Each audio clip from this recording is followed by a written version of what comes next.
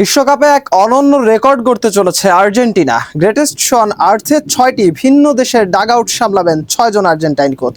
আর বিস্ময়করভাবে প্রথমবারের মতো এই তালিকায় নেই কোনো ব্রাজিলিয়ান কোচ। ফুটবল বিশ্বের দুই চিরপ্রতিদ্বন্দ্বী আর্জেন্টিনা ও ব্রাজিল। এই লড়াই শুধু মাঠের 11 জনের মধ্যে সীমাবদ্ধ নয়, ছড়িয়ে পড়ে ডাগআউটেও। বিশ্বকাপ শুরুর আগে সেই কৌশলের লড়াইয়ে এগিয়ে আর্জেন্টিনা।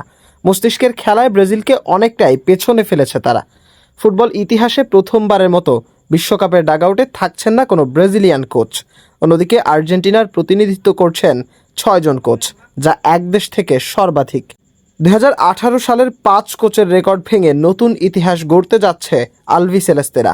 শিরোপা ধরে রাখার মিশনে আর্জেন্টিনার ডাগআউটে থাকবেন লিওনেল স্কালোনি।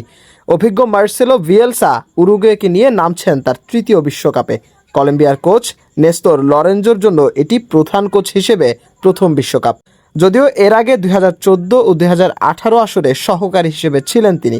গুস্তাভো আলফারোর অধীনে দীর্ঘ 16 বছর পর বিশ্বকাপে ফিরছে প্যারাগুয়ে। আর সেবেস্তিয়ান ভ্যাকেসেস প্রথমবারের মতো হেড কোচ হিসেবে সামলাবেন ইকুয়েডরের দায়িত্ব। এদিকে স্বাগতিক যুক্তরাষ্ট্রের ডাগআউটে আছেন মাউরিসিও পচেত্তিনো। টটেনহাম, পিএসজি ও চেলসির মতো ক্লাব সামলানোর অভিজ্ঞতা নিয়ে এবার জাতীয় দলের দায়িত্বে বিশ্বকাপ মঞ্চে থাকবেন এই ট্যাকটিশিয়ান। মাশরাফি, নিশানা স্পোর্টস।